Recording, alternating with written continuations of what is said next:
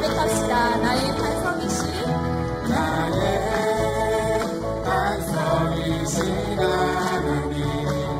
행하신 모든 법 완전하시니 나의 생명 되신 하나님, 내게 행하신 일 찬양합니다. 진실하신 하나님, 실수가 없으신 좋으신 나의 주, 진실하신 하나님, 실수가 없으신 좋으신 고백까지 우리 하여 함께 찬양합니다. 나의 반석이신 하나님,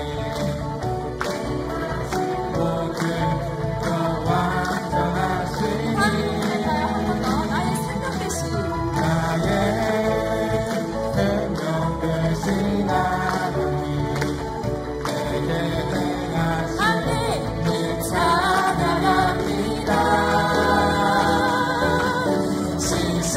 진실하신 하나님, 실수가 없으신 좋으신 나의 주, 진실하신 하나님, 실수가 없으신 좋으신 나의 우리 목소리로 고백합시다. 신실하신 하나님, 우리 크게 박수 치면서 합시다. 실수가 없으신 네. 좋으신 나의 주, 진실하신 하나님, 실수가 없으신 좋으신 나의 주, 신실하신 하나님 진실하신 하나님, 실수가 없으신 좋으신 나의 주, 진실하신 하나님, 실수가 없으신 좋으신 나의 주, 좋으신 나의 주 좋으신 나의 주, 좋으신 나의 주 좋으신 나의 주. 신실하신 하나님, 좋으신 하나님을 찬양합니다. 우리 주님께 다시 한 번 더 큰 영광의 박수를 듭시다. 우리 왕 되신 주님 찬양합니다.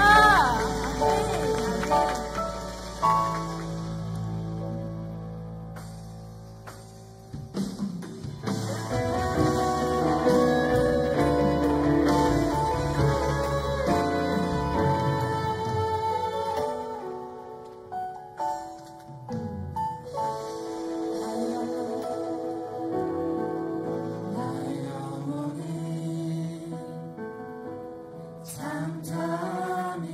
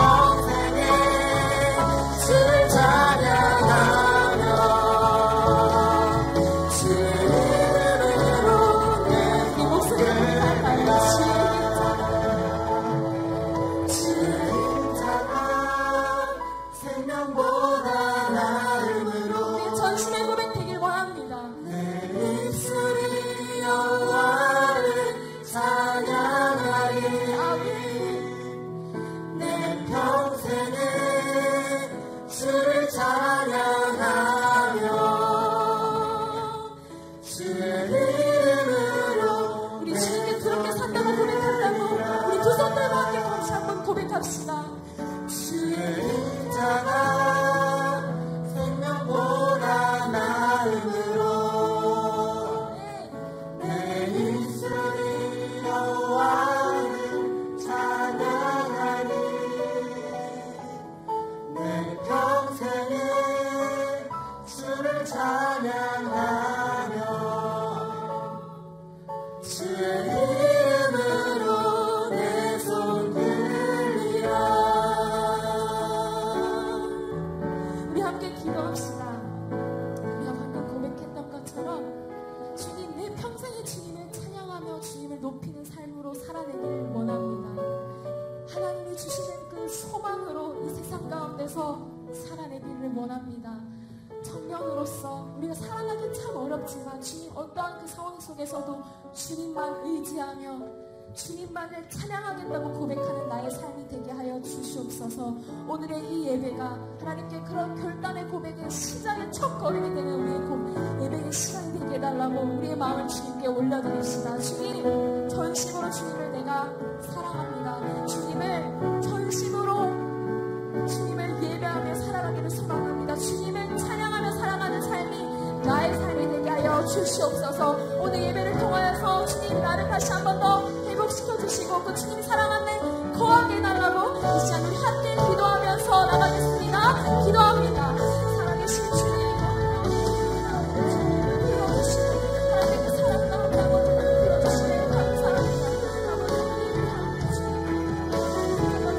주님의 사랑 가운데 아버지 거할 수 있는 그런 예배가 되어 주시옵소서. 삶이 되게 하여 주시옵소서. 주님의 마음 가운데 사랑을 하시는 그 주님, 우리의 결단의 고백이 시작이 되게 하여 주옵소서. 우리의 삶을 아버지 주님의 마음으로 다시 한번 주님이 하여 주시옵소서. 오늘 말씀을 통해서 우리에게 말씀하시는 그 주님의 음성을 듣기를 원합니다. 주님, 우리에게 말씀하여 주시옵고 주님의 그 말씀대로 살아가는 아버지 청년의 시간이 될 수 있도록 아버지 주님 함께하여 주시옵소서. 하나님, 지난 한 주도 주님의 사랑으로 품어주시고 그 사랑 안에서 우리를 자라나게 하시니 감사합니다. 주님, 이 시간 광야의 길을 걷고 있는 모든 청년들과 성도님들을 위해 기도합니다. 건강과 경제적 문제, 가정과 직장에서 겪는 어려움, 또 학업과 진로의 문제 등 삶의 현장에서 다양한 문제들로 힘든 믿음의 싸움을 견디고 있는 청년과 성도님들이 계십니다. 주님은 광야에서 길을 내고 사막에서 강을 내는 분이십니다. 낮에는 구름 기둥으로 밤에는 불 기둥으로 우리를 지켜주십니다. 그러니 주님, 이 놀라운 은혜들을 광야의 시간을 보내고 있는 모든 성도님들에게 허락하여 주시옵소서. 십자가 길을 걸어갈 때 십자가에서 죽음을 이기신 예수님의 부활을 기억하는 자 되게 하소서. 그리하여 죽음을 이긴 생명의 힘이 우리에게 허락될 것을 믿고 소망하게 하소서. 주님, 오늘은 청년주일로 예배드리는 복되고 기쁜 날입니다. 우리의 예배를 허락해 주셔서 감사드립니다. 지난 4월 사김의 교회가 시작되고 6개월 동안 약 100여 명의 청년 새가족 분들이 등록하여 150여 명의 청년들이 함께 공동체를 세워갈 수 있도록 은혜 주셔서 감사합니다. 하나님께서 보내주신 이 청년들이 누군가의 아나니아처럼 바나바처럼 자라나게 하셔서 모두 공동체 안에서 아름다운 사귐을 경험하게 하옵소서. 청년이 무엇으로 그의 행실을 깨끗하게 하리이까? 주의 말씀만 지킬 따름이니이다. 내가 전심으로 주를 찾았사오니 주의 계명에서 떠나지 말게 하소서. 시편 119편 9절에서 10절 말씀 아멘. 주님, 우리 사김의 교회가 주님의 충만한 사랑으로 인하여 청년을 진심으로 사랑해주는 교회, 청년이 진정으로 사랑하는 교회가 되기를 원합니다. 모든 청년들이 언제나 평안히 머물다 갈 수 있는 교회가 되게 하시고 지쳐 방황하는 거리에 수많은 청년들이 모여 주님 안에서 함께 울고 웃는 공동체를 이루어갈 수 있도록 축복해 주옵소서. 또한 우리 청년부를 담당하시는 서영원 목사님과 함께 동역하는 15명의 모든 리더분들과 모든 섬김이들과 제자훈련을 받고 있는 제자훈련생들에게 영역의 강건함을 허락해 주셔서 청년들을 오직 하나님의 마음으로 사랑하고 하나님의 지혜로 섬기게 하옵소서. 이제 주님의 말씀을 듣습니다. 우리 오늘 눈물로라는 제목으로 오늘 말씀을 전하시는 담임 목사님을 붙들어 주셔서 성령님께서 준비하도록 하신 말씀이 오늘 우리 모든 사귐의 교회 성도님들에게 전해질 때에 능력으로 선포되게 하시고 듣는 우리들 모두가 그 말씀을 마음 깊이 새기고 말씀 따라 믿음으로 삶을 살아가게 하소서. 우리를 너무도 사랑하셔서 자신의 품으로 부르시고 그 안에서 영원한 사귐을 허락하신 예수님 이름으로 기도합니다. 아멘.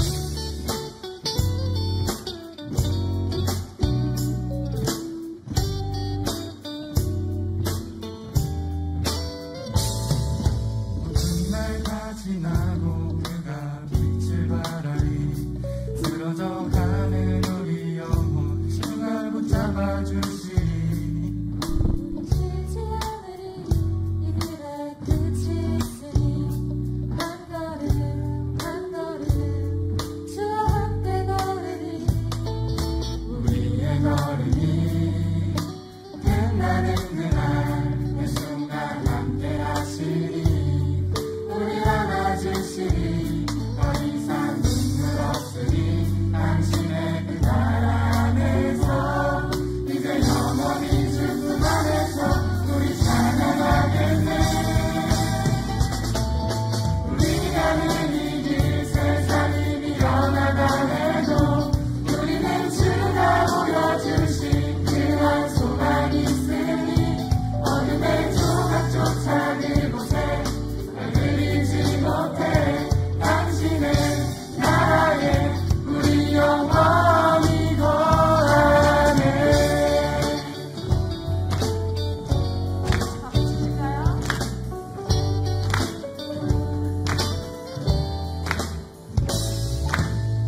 날가 지나고 그가 빛을 발하니 쓰러져가는 우리 영혼 주가 붙잡아 주시니 우리 쉬지 않으리 이 길에 끝이 있으니 한 걸음 한 걸음 주와 함께 걸으리 우리의 걸음이 끝나는 그날 그 순간 함께 하시니 우리 안아주시니 더 이상 눈물 없으니 당신의 그 나라 안에서 이제 영원히 주님 안에서 우리 찬양하겠네.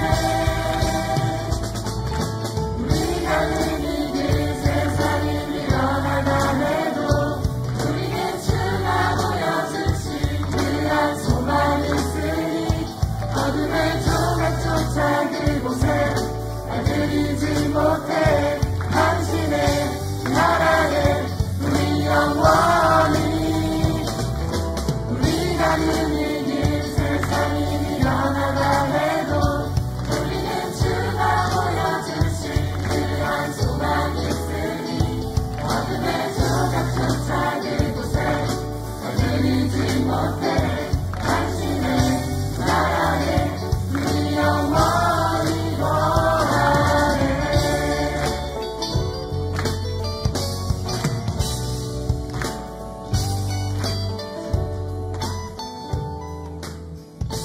우리가 늘 이길 세상이 미련하다 해도 우리는 주가 보여주신 그한 소망이 있으니 어둠의 조각조차 그곳에 그리지 못해 당신의 나라에 우리 영원히 우리가 늘 이길 세상이 미련하다 해도 우리는 주가 보여주신 그한 소망이 있으니 어둠의 조각조차 그곳에 그리지 못해 당신의 나라에 우리 영원히 당신의 나라에 우리 영원히 거하네.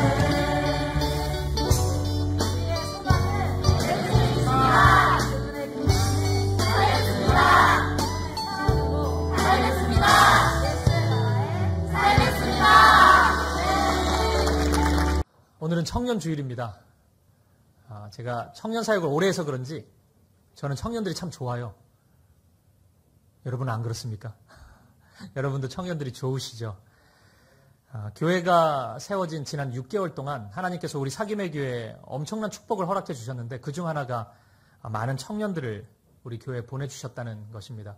생각해 보니까 이게 기적이고 하나님의 놀라운 선물이라는 생각이 듭니다. 하나님께서 오늘 이 예배, 청년주일 예배를 통해서 청년들을 향한 당신의 마음을 보여주시고 또 우리 모두가 그 주님의 마음으로 은혜 안에 거할 수 있는 축복을 누리기를 간절히 소망합니다. 그런데요, 이 주일 이름을 청년주일 이렇게 붙이니까 작년 세대 중 몇몇 분들은 좀 소외된 것 같은 느낌을 살짝 받으시는 것 같아요. 나는 청년이 아닌데 뭐 이런 주일을 다 하나 이런 생각을 가지시는 것 같아요. 그런 분들에게 먼저 소개하고 싶은 시가 한 편 있습니다. 사무엘 울만이 지은 청춘이라는 시입니다.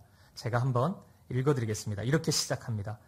청춘이란 인생의 어떤 한 시기가 아니라 마음가짐을 뜻하나니 장밋빛 볼, 붉은 입술, 부드러운 무릎이 아니라 풍부한 상상력과 왕성한 감수성과 의지력, 그리고 인생의 깊은 샘에서 솟아나는 신선함을 뜻하나니. 이 시에 따르면 청춘은 나이가 아니래요. 마음가짐에 달려 있다고 합니다. 희망이 보이죠? 우리도 청년일 수 있습니다. 그리고 이 시는 몇 가지 내용을 좀 다루다가 이렇게 마무리합니다. 계속 읽어드릴게요. 영감이 끊어지고, 여기서 영감은 노인이 아닙니다. 인스피레이션, 이 감화, 그게 끊어지고 그대의 정신이 냉소적으로 뒤덮이고 늘 비관적인 생각에 갇혀버릴 때 그대는 20살이라도 늙은이가 되네. 그러나 머리를 높이 들고 희망의 물결을 붙잡는 한 그대는 80살이어도 늘 푸른 청춘이네. 이 사무엘 울만이 이 시를 지을 때의 나이가 몇 살인지 아십니까? 78세였습니다. 이 사람은 78세의 나이에도 노인으로 살지 않고 청년으로 살았던 것입니다. 근데 여러분, 성경이 정의하는 청년도 이와 크게 다르지 않습니다. 성경이 말씀하는 청년은 생물학적 나이 20대, 30대 뭐 이런 사람들만을 의미하지는 않습니다. 성경이 말씀하는 청년은 나이와 관계없이 언제나 어디서나 하나님의 말씀에 의해 견인되어가는 사람을 의미합니다. 요한일서 2장 13절, 14절을 보면 이런 말씀이 있습니다. 우리 같이 한번 읽어보도록 하겠습니다. 시작. 아비들아, 내가 너희에게 쓰는 것은 너희가 태초부터 계신 이를 알았으며 청년들아, 내가 너희에게 쓰는 것은 너희가 악한 자를 이기었음이라. 아이들아, 내가 너희에게 쓴 것은 너희가 아버지를 알았으며 아비들아, 내가 너희에게 쓴 것은 너희가 태초부터 계신 이를 알았으며 청년들아, 내가 너희에게 쓴 것은 너희가 강하고 하나님의 말씀이 너희 안에 거하시며 너희가 흉악한 자를 이기었음이라. 아멘. 이 말씀에 따르면 청년들이 누구죠? 청년은 그 가슴 속에 하나님의 말씀을 품고 살면서 이 세상에 가득한 악의 세력에 맞서는 영적 싸움에 참여하는 사람입니다. 하나님 나라의 비전에 의해 견인되고 하나님의 말씀에 예민하게 순종하고 하나님의 나라의 권세를 찬탈한 반역자들이 득실거리는 이 세상 한복판에 서서 하나님 나라를 선포하고 하나님 나라의 도래를 위해서 자신의 삶을 투신하는 사람, 그 사람이 바로 성경이 말씀하는 청년인 것입니다. 하나님이 지시하는 약속의 땅을 향해 갈 바를 알지 못함에도 불구하고 말씀 의지하여 떠났던 75세의 아브라함. 도무지 사방이 꽉 막힌 어두운 현실 속에서 하나님 말씀 의지하여서 이스라엘 백성들을 이끌고 출애굽을 시도한 80세의 모세. 모든 것이 다 무너지고 희망이 없어 보이는 현실 앞에서 이 산지를 내게 주시옵소서라고 외치며 하나님의 말씀을 선포했던 85세의 갈렙. 이런 사람들은 성경이 말씀할 때는 노인이 아니라 청년들입니다. 반대로 20대의 나이임에도 불구하고 하나님의 말씀에 의해 견인되지 못하고 하나님의 말씀 안에서 꿈과 소망을 발견하지 못하는 사람이 있다면 그 사람은 노인입니다. 오늘 성경은 분명히 우리에게 그렇게 말씀하고 있습니다. 여러분들은 어떻습니까? 여러분은 성경이 말씀하는 청년의 삶을 살아가고 있습니까? 우리 주님께서는 오늘 저와 여러분 모두를 청년이 되기를 부르고 계십니다. 오직 말씀으로 살아가는 사람, 오직 예수님 한 분만으로 충분한 사람, 우리 모두가 성경이 말씀하는 바로 그 청년이 될 수 있기를 우리 주님의 이름으로 간절히 축복합니다. 지난주에 이어 오늘도 이 사도 요한을 좀 생각해 보려고 합니다. 말씀드린 것처럼 요한계시록을 기록할 당시 요한은 80대 후반에서 90대 초반의 나이였습니다. 그런데 이 90대의 어른이 한결같은 청년의 모습으로 서 있습니다. 하나님의 말씀에 오로지 집중하고 있고 현실의 어려움이 있음에도 불구하고 그것에 굴복하지 않고 하나님의 나라가 자신의 삶 가운데 지금 유배생활하고 있음에도 불구하고 하나님 나라를 소망하고 하나님의 나라가 우리 믿음의 공동체, 초대교회 공동체에 임할 것을 간절히 갈망하고 소망하고 꿈꾸고 있기 때문입니다. 요한은 지금 그러한 청년의 심정으로, 그러한 청년의 열정으로 세상과 맞선 채 당당히 서 있는 것입니다. 그런 요한이 오늘 말씀을 보면 갑자기 한 모습을 보게 됩니다. 힘 있는 천사가 두루마리 책을 들고 있는 모습입니다. 이 순간 요한은 분명히 기대감에 사로잡혔겠죠. 왜냐하면 이 두루마리 책이 펴지는 순간, 열리는 순간, 누군가가 이 두루마리 책을 읽는 순간 하나님을 대적하고 하나님의 백성들을 조롱했던 악과 어두움의 세력들이 심판당할 것이기 때문입니다. 이 두루마리에 기록된 그 이름이 불리는 순간 그들은 하나님 앞에서 다 심판받을 것입니다.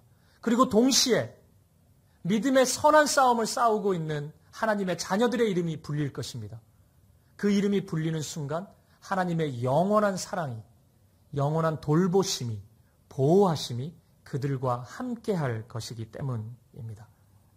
요한은 그 기대감에 분명히 사로잡혔을 것입니다. 그런데 바로 그 순간 그 기대감에 사로잡혀 있던 요한에게 찾아온 감정은 소망이 아니라 충격적인 절망이었습니다. 이 책을 펴서 읽을 만한 사람이 아무도 없다는 것을 요한이 확인했기 때문입니다. 그 순간 요한은 주체할 수 없는 눈물을 어린아이처럼 쏟아내고 맙니다. 왜요? 자신의 삶이 너무 힘든데 그걸 이겨내지 못할까 봐요? 그렇지 않습니다. 요한이 떠올렸던 대상은 자신의 삶이 아니라 고통 가운데 있는 믿음의 선한 싸움을 싸우고 있는 초대교회 성도들이었습니다. 사랑하는 형제 자매들의 고난의 시간이 눈에 들어왔고 그들의 시간이, 그들의 어두움의 터널이 이제 끝날 것이라고 기대했는데 그게 끝나지 않을 수도 있겠다. 그 현실이 그의 마음을 너무나 먹먹하게 만들었던 것입니다. 따라서 요한의 눈물 안에는 초대교회 성도들을 사랑하는 요한의 사랑이 고스란히 투영되어 있다고 할 수 있겠습니다. 오늘 설교는 드디어 그 요한의 눈물을 닦아주시는 하나님의 위로와 소망의 말씀입니다. 요한은 어떤 말씀을 듣고 어떤 장면을 보고 비로소 눈물을 멈출 수 있었을까요? 우리 주님께서 요한의 슬픔을 멈추게 하시고 기쁨으로 바꾸어 주신 그 주님의 말씀은 무엇이었을까요? 오늘 본문 5절 말씀을 우리 함께 보도록 하겠습니다. 시작. 장로 중에 한 사람이 내게 말하되 울지 말라. 유대지파의 사자 다윗의 뿌리가 이겼으니 그 두루마리와 그 7인을 떼시리라 하더라. 아멘. 하나님을 경배하던 24명의 장로 중 한 사람이 고백합니다. 울지 마라. 유다지파의 사자 다윗의 뿌리가 이겼다. 그분이 두루마리의 책을 열고 그 책을 읽을 것이다. 그렇게 선포한 것입니다. 드디어 두루마리 책을 열 자가 나타났습니다. 그는 유다지파의 사자이고 다윗의 뿌리입니다. 그럼 질문이 생기죠. 이분 누굽니까? 유다지파의 사자 누구예요?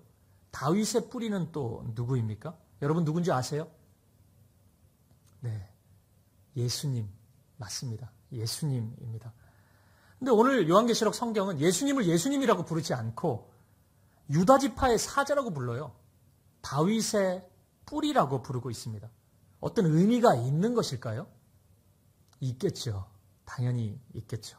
성경에서 예수님을 부를 때 유다지파의 사자, 다윗의 뿌리, 다윗의 후손 이런 수식어를 사용할 때는 항상 승리하신 예수님을 가리킬 때입니다. 창세기 49장 9절을 보면 유다를 향한 축복이 있는데 유다가 용맹한 인물이 될 것이라고 예언하면서 마치 사자와 같다고 말씀하는 장면이 나옵니다. 이때부터 유다의 사자라는 표현은 전쟁에서 언제나 승리하는 힘과 용맹함과 권능을 보여주는 상징적인 표현이 되었습니다. 지금 예수님께 이 표현을 사용하고 있습니다. 유다지파의 사자 예수님 이렇게 고백하고 있습니다. 다윗의 뿌리, 다윗의 후손도 마찬가지입니다. 이스라엘의 역사 가운데 이스라엘이 영적으로나 세상적으로나 가장 강성할 때가 언제였는지 아십니까? 다윗이 왕으로 있을 때입니다. 다윗이 왕으로 이스라엘을 통치할 때예요. 그래서 1세기 당시 유대인들은 메시아가 우리에게 오셔서 우리를 구원할 것인데 그 메시아는 다윗의 후손으로 올 거다. 다윗과 같은 왕의 힘과 위엄을 가지고 우리에게 와서 우리를 다스릴 거다. 이런 기대가 있었습니다. 그래서 예수님이 메시아라는 기대감이 항상 한창 고조되었을 때 사람들의 고백이 호산나 다윗의 자손이여 이렇게 고백하지 않았습니까? 다윗의 후손으로 오는 약속의 말씀을 신뢰함과 더불어서 다윗과 같은 강력한 힘을 가진 왕이 우리 가운데 올 것이라는 기대감을 투영시킨 것입니다. 유다지파의 사자 예수님, 다윗의 후손, 다윗의 뿌리이신 예수님. 요한은 이 말씀, 이 선포를 듣자마자 흘리던 눈물을 비로소 멈출 수 있게 되었습니다. 바로 예수님이 이 자리에 요한의 눈앞에 오실 것이기 때문입니다. 그 누구도 생명의 이름이 기록되어 있고 심판의 이름이 기록되어 있는 두루마리 책을 열 자가 없었는데 예수님이 오셔서 모든 장애물을 뚫고 이 현장에 오셔서 그 두루마리 책을 펴서 읽고 만방에 선포할 것이기 때문입니다. 초대교회를 에워싸고 있는 성도들을 에워싸고 있는 모든 어둠의 견고한 진들은 예수님의 등장으로 말미암아 다 무너지게 될 것입니다. 사랑하는 여러분, 기억하십시오. 예수님이 승리하셨습니다. 저와 여러분의 삶이 사방이 꽉 막혀버려서 마치 두루마리 책, 이 책이 생명의 책인데 이 책을 열 자가 한 명도 없는 것 같은 답답함의 현실을 마주할지라도 여러분 우리가 기뻐할 수 있는 이유가 있습니다. 유다지파의 사자, 다윗의 뿌리이신 예수님이 저와 여러분과 함께 하시기 때문입니다. 결국 우리 예수님이 저와 여러분의 삶을 길과 진리요 생명의 길로 인도하실 것이기 때문입니다. 그 예수님으로 인해 기뻐할 수 있는 저와 여러분 되시기를 소망합니다.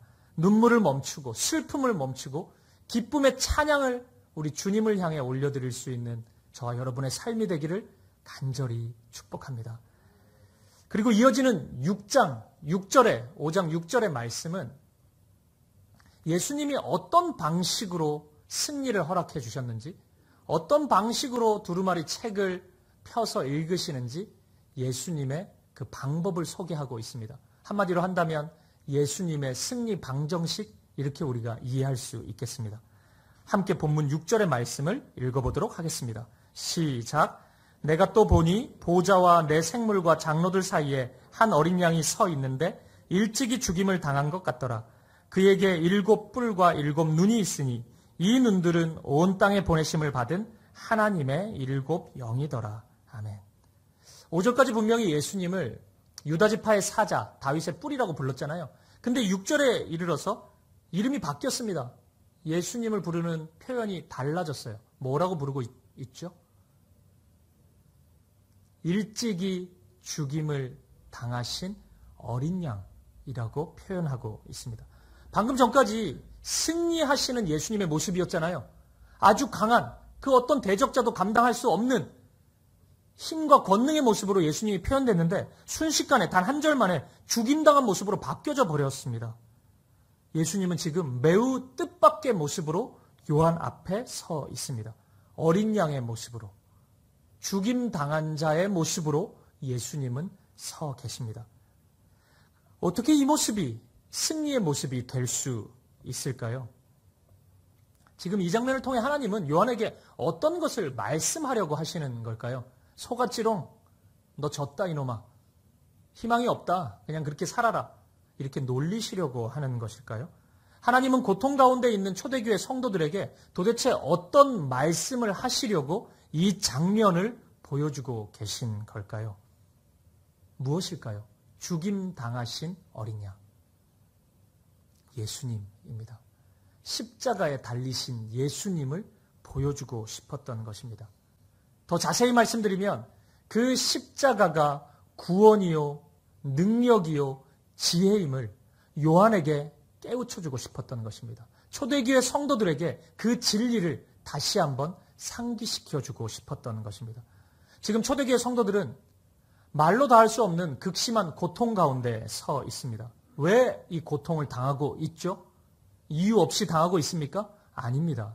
이유가 있죠. 왜요? 믿음 때문입니다.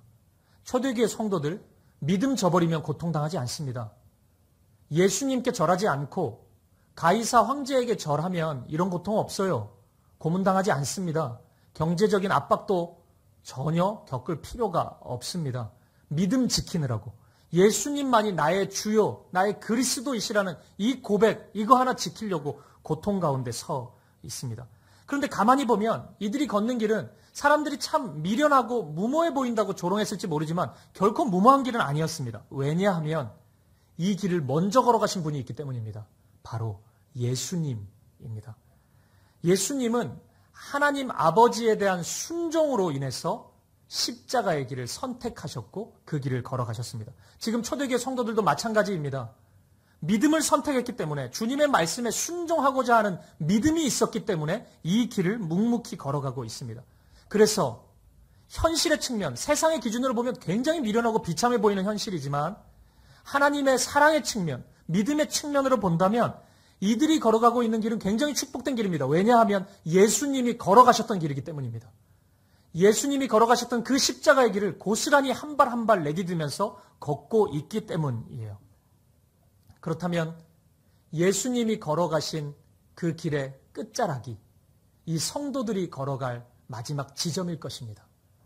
그곳에서 예수님은 두 팔 벌려서 사랑하는 성도들을 기다리고 계실 것입니다. 예수님의 십자가는 세상 사람들의 눈에 정말 미련하고 비참해 보이는 모습이었습니다. 생각해 보십시오. 어떻게 하나님의 아들이 사람에 의해 죽임을 당할 수가 있습니까? 그게 하나님입니까? 그런 모습이 우리의 머리로 이해가 됩니까?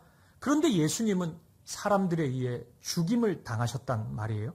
사람들의 시선으로 볼 때는 정말 미련하고 어리석고 실패한 것처럼 보였을 것입니다. 예수님이 죽음을 맞이하는 순간 모든 사람들이 다 그렇게 여겼을 것입니다. 예수님의 제자들조차도 그렇게 생각했습니다.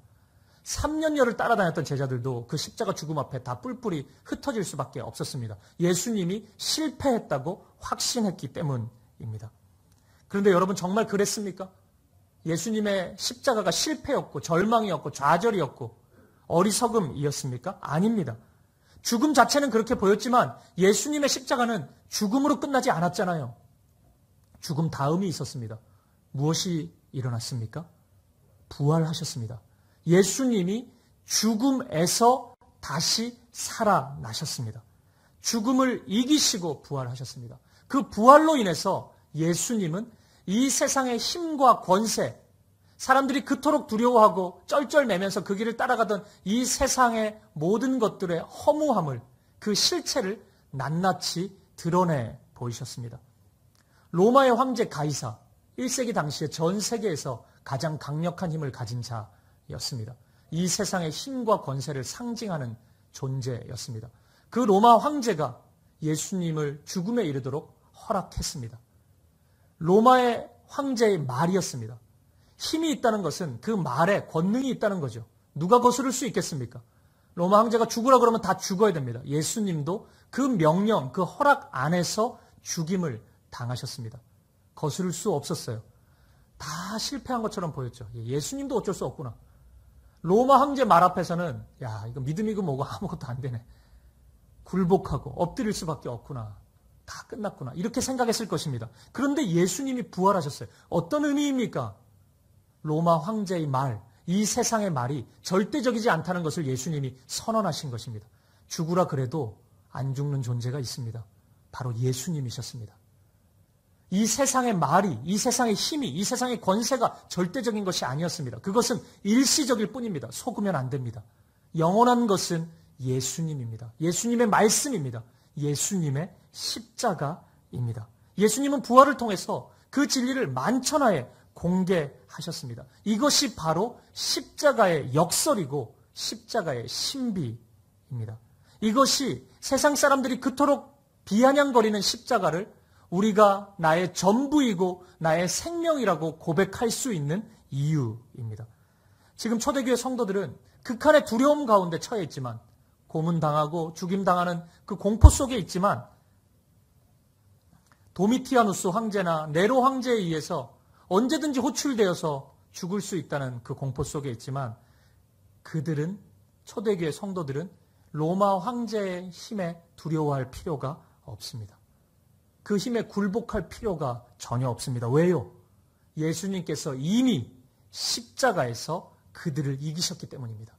부활하셨기 때문입니다. 요한계시록 1장 17절 18절을 보면 예수님이 이미 이런 말씀을 초대교회를 향해서 해주신 적이 있습니다. 함께 읽겠습니다. 요한복음 1장 17절 18절 시작. 내가 볼 때 그의 발 앞에 엎드러져 죽은 자 같이 되매 그가 오른손을 내게 얹고 이르시되 두려워하지 말라. 나는 처음이요 마지막이니 곧 살아있는 자라. 내가 전에 죽었었노라. 볼지어다 이제 세세토록 살아있어 사망과 음부의 열쇠를 가졌노니. 아멘. 죽임당하신 예수님이 이제 살아나셔서 요한에게 나타나셨습니다. 그리고 요한에게, 초대교회 성도들에게 두려워하지 말라 이렇게 선언하고 계십니다. 매일 잡혀가고 고문당하고 사람들이 사라져가고 있는 이 공포 속에서 성도들은 두려워하지 않을 수 있습니다. 왜요? 예수님의 이 말씀 때문입니다. 내가 세세토록 살아있어 사망과 음부의 열쇠를 가졌노라. 초대교회 성도들은 잠시 잠깐 내 목숨이 로마 황제 가이사에 달려있다고 생각했을 것입니다. 그 사람이 죽으라 그러면 죽는 거지. 내가 소망이 없지. 다 끝난 거지. 이렇게 생각했을 것입니다. 하지만 주님 말씀하십니다. 너의 생명은 내 손에 달려있다. 내가 그 어떤 말씀도 선포하지 않으면 너는, 너의 생명은 그 누구도 취할 수 없다. 이렇게 지금 말씀하고 있는 것입니다. 사망과 음부의 열쇠를 이 세상 누군가가 가지고 있는 것이 아닙니다. 이 세상의 질병이 가지고 있는 것이 아니고 내 직장 상사가 가지고 있는 것도 아닙니다. 이 세상의 권세자들이 가지고 있는 것도 아닙니다. 오직 주님께서 가지고 계십니다. 주님께서 초대교회 성도들을 보호하고 계시고 초대교회 성도들 한 명이 만약 죽음을 맞이해야 된다면 그것은 주님께서 허락하셨기 때문입니다. 주님의 허락이 없이는 그 어떤 하나님의 자녀들의 생명도 이 세상 권세자들이 조금도 손댈 수 없는 것입니다. 그리고 이 주님의 말씀은 사실이었고 진리였습니다. 초대교회 성도들이 십자가의 눈으로 바라보니 그것이 보이기 시작했습니다. 십자가에서 도살장에 끌려가는 어린 양처럼 비참하게 죽음을 맞이하셨던, 그 어떤 말도 하지 않으시고 죽음을 맞이하셨던 예수님은 실은 오늘 본문 6절의 말씀처럼 7 뿔과 7 눈을 가지신 분이었습니다. 오늘 본문 6절 하반절을 다시 한번 보십시오. 그에게 7 뿔과 7 눈이 있으니 이 눈들은 온 땅에 보내심을 받은 하나님의 7 영이더라. 아멘. 이 뿔은 완전한 그 힘과 권세를 상징합니다. 이 요한계시록은 그림 언어로 주로 쓰여져 있는데 그렇다고 해서 과도한 상상력이 필요한 것은 아닙니다. 구약 성경에서 많이 인용되었던 이미지들을 그대로 사용하고 있습니다. 구약 성경을 10번만 읽으면 이 뿔이 힘과 권세, 능력이라는 거 금방 알 수 있습니다. 뿔을 가지고 계세요? 눈은 이 세상을 감찰하시는 하나님의 능력입니다. 성령 하나님의 힘과 능력이겠죠. 뿔과 눈을 가지고 있습니다. 그리고 그 수가 7입니다. 7은 요한계시록에서 하나님의 수입니다.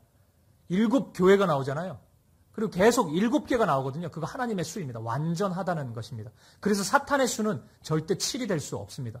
요한계시록 읽다 보면 사탄의 수가 뭔지 아십니까? 666입니다. 계속 666, 7이 안 돼요, 절대로. 유사 하나님, 유사 실력, 유사 권능. 점점 가까이 다가갈수록 주님의 사랑과 권능이 드러나지 않는 이 세상의 힘을 이야기합니다. 다 가짜입니다. 다 어리석은 것들입니다. 7뿔과 7눈을 예수님이 가지고 계십니다. 이것은 예수님의 힘과 권세, 그리고 이 땅을 감찰하시는 그 능력에 한치의 오차도 없다는 것을 의미합니다. 완벽하다는 것을 보여주고 있습니다. 우리 예수님은 결코 잠잠히 계신 것이 아니었습니다. 우리 예수님은 침묵하고 계신 것이 아니었어요. 하늘 보좌에 앉으셔서 이 세상의 모든 일들을 시퍼런 눈으로 다 바라보고 계셨습니다. 악인들이 얼마나 하나님을 조롱하고 주님의 몸된 교회를 핍박하고 있는지 우리 주님은 잊지 않으십니다. 다 기억하십니다. 그리고 믿음의 사람들이 어떻게 눈물을 흘리면서 선한 싸움을 싸웠는지, 도무지 아무것도 할 수 없어서 울 수밖에 없어서 하나님 앞에 엉엉 울었던 그 모습, 그 아픔, 그 상처, 그 외로움, 그 믿음의 선한 싸움을 우리는 잊을지 몰라도, 시간이 흘러서 우리는 다 잊어버릴지 몰라도 우리 주님은 다 기억하십니다. 주님은 그 모든 것을 보고 계셨습니다.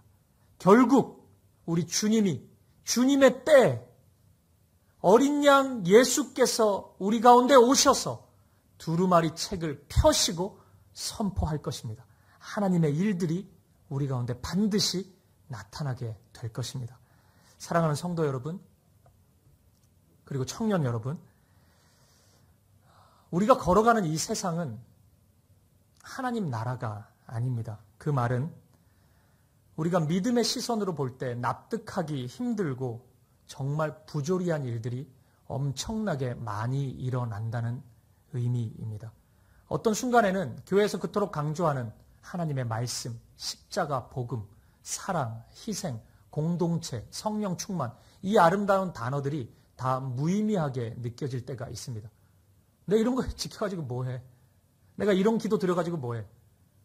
이런 가치가 나한테 있는다고 뭐가 달라져 내 삶이, 내 현실이, 이런 허무한 마음이 찾아올 때가 있습니다. 하지만 여러분, 그 순간 기억하십시오. 바로 그때가 십자가에 달리신 어린 양 대신 예수님을 바라보셔야 할 순간입니다. 제가 신학교를 졸업하고 이제 교회를 섬기게 될 그 즈음, 저의 어릴 때부터 친했던 친구들은 이제 사회생활을 시작했습니다. 이 친구들이 사회생활을 시작하면서 한결같이 저와 나눈 이야기가 있어요. 이 세상에서 믿음 지키면서 사는 것은 거의 불가능하다는 거예요. 다양한 직업으로 삶의 현장으로 갔거든요. 회사에서 취업도 했고, 사업을 하는 친구도 있었고, 또 학교에서 학생들을 가르치는 친구도 있고, 다양한데 다 똑같이 이야기해요. 힘들대요. 믿음을 지키면서 산다는 것은 거의 불가능에 가깝다. 이게 우리가 우물 안의 개구리였던 것 같아. 청년 시절, 대학생 시절, 공동체 안에 있을 때는 다 될 것 같았는데 어림도 없다. 안 된다. 이런 이야기를 하더라고요. 많은 청년들이 목사님 저에게 질문합니다. 목사님, 이 어두운 시대, 이 대한민국 현실 속에서 과연 믿음의 청년으로, 믿음의 사람으로 살아가는 것이 가능합니까? 그런 사람이 진짜 있기는 있습니까? 결국 시간이 흐를수록 정도의 차이만 있을 뿐이지 세상과 타협하는 방식으로 살 수밖에 없는 거 아닙니까? 다 그러고 사는 거 아닙니까? 이렇게 질문합니다. 얼마나 힘들면 이런 질문을 할까? 들을 때마다 속이 상하고 마음이 아프고 눈물이 날 것 같습니다. 여러분, 물리적인 고통의 측면에서 본다면 초대교회와 우리와 비교하면 초대교회가 훨씬 힘들었죠. 매일 잡혀가고 고문당하고 죽임당하는데 우리가 비교할 수 없죠. 초대교회 성도들 정말 어려운 시간 보냈습니다. 하지만 저는 멘탈의 측면에서 본다면, 이 정신적인 측면에서 본다면 오늘 2022년 대한민국에서 그리스도인으로 산다는 것이 결코 초대교회 성도들의 그것에 미치지 못하지 않는다고 생각합니다. 이 대한민국에서 한 명의 신실한 그리스도인으로 살아간다는 것은 정말 어려운 일입니다. 한 명의 공산주의자로 사는 것보다 더 힘듭니다. 차라리 그걸 외치면 욕을 들어먹죠. 근데 그리스도인으로 산다는 것은 그보다 훨씬 더 큰 고통과 비아냥거림이 우리 앞에 찾아오게 됩니다. 하지만 여러분, 그 현실을 제가 모르는 바는 아니지만 그럼에도 불구하고 여러분들에게 묻고 싶습니다. 여러분은 예수님의 십자가가, 그 십자가 죽음이 여러분들을 죄와 사망에서 건져내신 구원의 사건이라는 것을 믿으십니까? 아멘. 만약 여러분이 그것을 믿으신다면 십자가의 길을 걸어가셔야죠.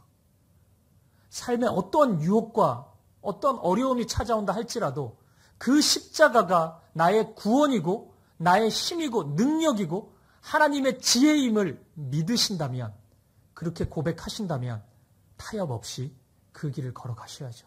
힘들지만, 눈물 흘릴 수 있지만, 잠시 멈출 수 있지만 그래도 묵묵히 그 길을 걸어가셔야 합니다. 우리가 그 길이 능력임을, 구원임을 보았다면 포기하지 않고 그 길을 걸어갈 수 있기를 바랍니다. 예수님이 이미 걸어가신 그 십자가의 길, 그 죽음의 길, 하지만 지혜의 길, 그 길을 믿음으로 걸어가십시오. 세상에 어떤 유혹과 시험이 다가온다 할지라도 주님 바라보면서 두 팔 벌려 나를 기다리고 계시는 주님을 바라보면서 그 길을 경주할 수 있는 저와 여러분 되기를 간절히 소망합니다. 사랑하는 여러분, 말씀을 마무리하겠습니다. 초대교회는 오늘 이 말씀을 읽으면서 다시 십자가 복음 앞에, 십자가 예수님 앞에 섰을 것입니다. 이 요한계시록은 편지 형식으로 전달이 됐단 말이에요. 아마 7교회가 한 교회 한 교회씩 돌아가면서 읽었겠죠. 우리의 교회가 만약 초대교회의 한 교회였다면 성도 중 한 사람이 나와서 이 요한계시록을 읽었을 것입니다. 이 5장 이 부분, 유다지파의 사자, 다윗의 뿌리, 이 부분을 읽을 때 환호성을 질렀겠죠. 하지만 일찍 죽임 당한 것 같은 어린 양이라는 고백이 흘러나왔을 때 놀랬을 것입니다. 하지만 이내 다시 십자가 앞에 섰을 것입니다. 십자가가 초대교회 성도들, 나를 살리신 구원이고 능력이고 지혜임을 믿기 때문입니다. 이런 면에서 본다면 초대교회야말로 진정으로 말씀 위에 선 교회고 그 말씀에 의해 견인되어가는 청년들의 교회입니다. 젊은이들만의 교회가 아니라고 말씀드렸죠. 성경이 말씀하는 청년, 하나님의 말씀에 의해 견인되고 이 어두운 세상에 믿음으로 싸움을, 선한 싸움을 싸워가는 그 사람이 바로 청년입니다. 저는 오늘 우리 모두가 이런 믿음의 청년으로 일어설 수 있기를 간절히 바랍니다. 청년 사역을 오래 하면서 청년들이 줄기차게 저한테 호소했던 것이 있습니다. 따라가고 본받을 믿음의 선배가 없다는 것이었습니다. 대학을 졸업하고 사회 현실 속으로 들어가면 도대체 믿음을 어떻게 지켜나가고 어떻게 하나님 앞에 바로 서야 되는지 방법을 찾지 못하겠는데 그 길을, 믿음의 길을 걸어가고 있는 단 한 사람의 선배 만나기가 힘들다고 하소연했습니다. 교회 다니는 사람은 많은데 믿음을 지키는 사람은 없어요, 목사님. 이런 고백을 저에게 정말 많이 했습니다. 사김의 교회 시작되고 청년들이 우리 사김의 교회 안에서 이런저런 봉사와 섬김, 만남의 자리를 통해서 장년분들을 접촉하게 되는 일들이 있어요. 청년들이 엄청난 기대감을 보여주었습니다. 목사님, 이 사김의 교회 안에 그렇게 믿음이 좋은 장년분들이 많은지 몰랐습니다. 그분들과 더 깊이 알고 싶고 더 깊이 교제하고 싶습니다. 그래서 원래 오늘 청년주일 이 이후의 시간, 그런 시간을 가지기를 요청하기도 했습니다. 장년분들과 만남의 시간을 가지고 싶다고. 제가 거기까지는 아직 아닌 것 같아서 멈췄습니다. 여러분들에 대한 확신이 아직 없습니다. 또 앉혀놓고 그 세상 다 그런 거다. 나도 20대는 너처럼 믿었지. 근데 이 세상 안 돼. 약간은 타협해야 된다. 돈이 힘이 세다. 이런 얘기 하실까 봐. 청년들이 여러분들을 향한 기대와 소망이 있습니다. 사랑하는 여러분, 믿음의 어른이 되어 주십시오. 우리 사김의 교회 청년들에게, 우리의 자녀들에게, 우리의 다음 세대들에게 그 십자가가 생명이고 진리인 것을 보여줄 수 있는 어른들이 되어 주십시오.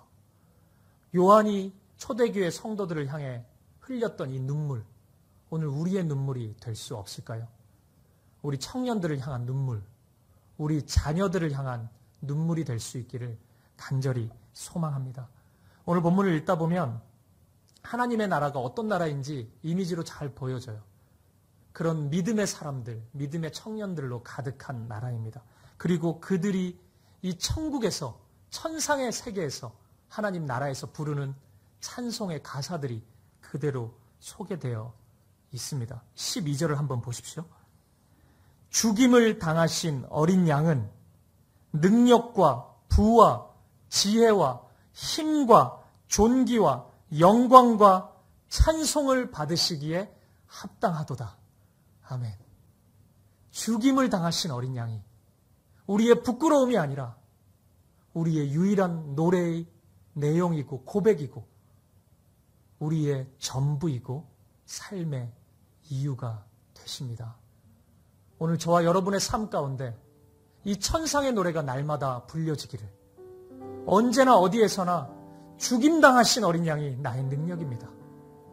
내가 그 길을 따라가겠습니다. 주님이, 십자가에 죽으신 주님이 내 삶의 이유이고 내 노래의 전부입니다. 내 생명입니다.